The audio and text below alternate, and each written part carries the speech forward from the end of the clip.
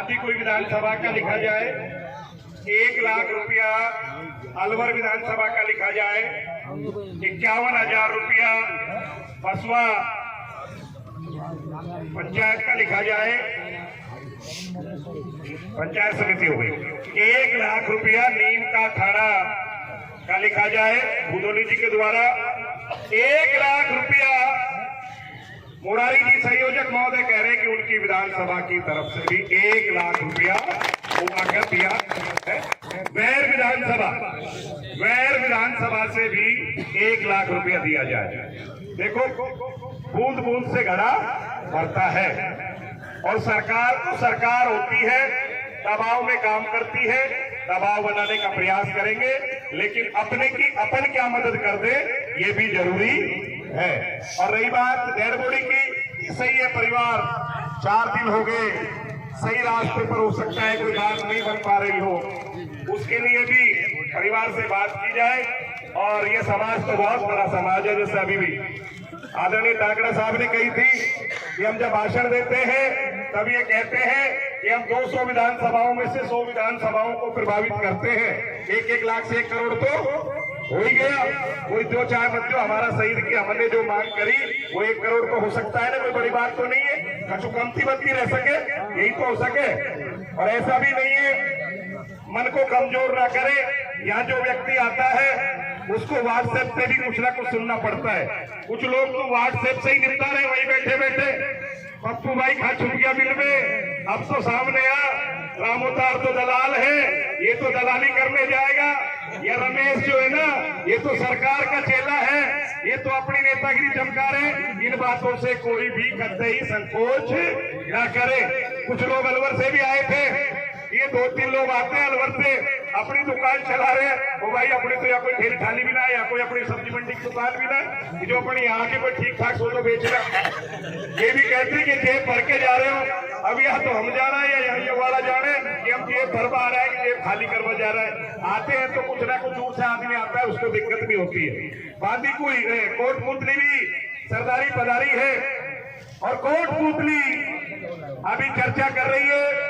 प्रयास करेंगे तो शाम तक मैं सोचता हूँ 1 करोड़ ना है तो आधा तो बेड़ा खरीद लेगा। जब आधा बेड़ा हो जाएगा तो हमारा शहीद का दर्जा तो हमने दे ही दिया।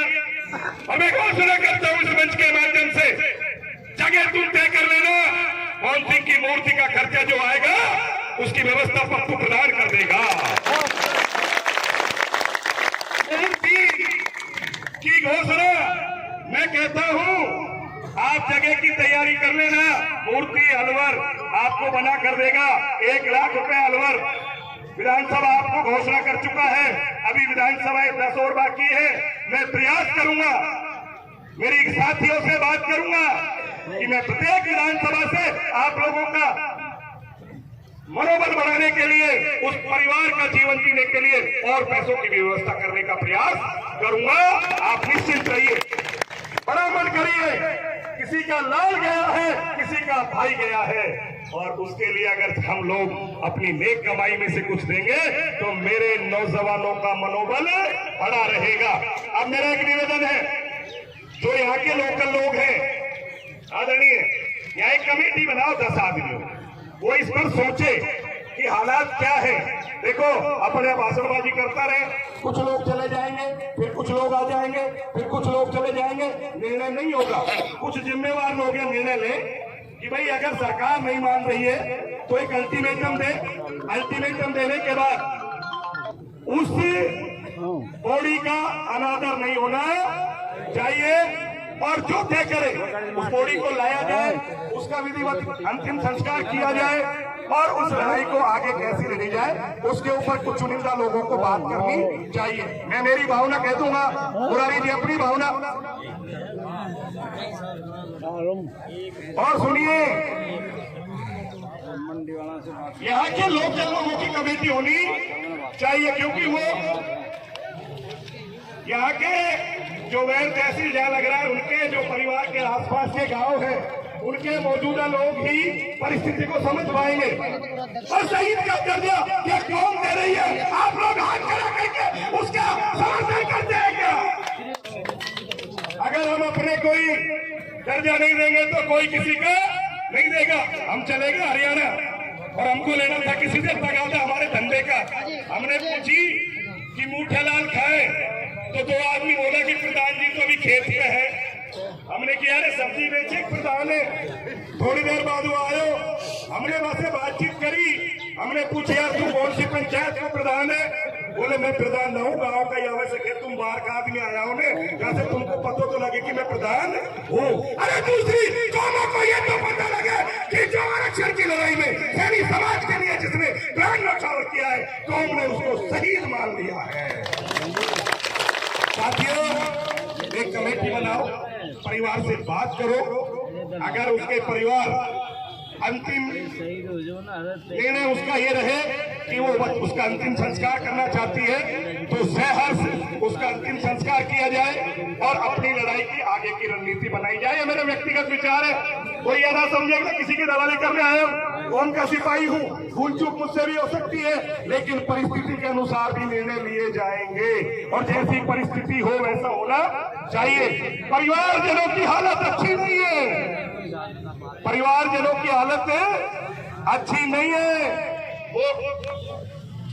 और आप सुन लो, अंतिम संस्कार होने के बाद लड़ाई नहीं लड़ी जाएगी क्या? जब भी लड़ी जाएगी, क्या दोबारा हम रास्ता नहीं रोक सकते? क्या ये कौम इतनी कायर है कि एक बार उठ जाएगी तो क्या दोबारा अपने हक के लिए मैदान में नहीं आएगी? फिर क्यों घबरा रहे हो? आंधी और तूफान से लड़ने की बात करते हो, दो चार बूंद क्या पड़ी मैदान छोड़ के भागते हो। सरकार ने न्योता दिया है, 1 तारीख की वार्ता की बात है, उसकी भी तैयारी करनी है। देखते हैं कितनी झूठ और कितनी सच है, क्या हमें मिलता है क्या नहीं मिलता है। अगर मिलेगा तो आगे बढ़ेंगे और नहीं मिलता है तो डंडा फिरने के रोड पर। देखो भाई, देखिए मेरे साथियों, कब नहीं हटेगा ये तो जाजम तय करेगी। मुरारी जी हमारे संयोजक है, जैसा आदेश करेंगे सबकी सहमति से हम उसको स्वीकार करने को तैयार है। ये मेरी व्यक्तिगत भावना है, बाकी जैसी जाजम करें।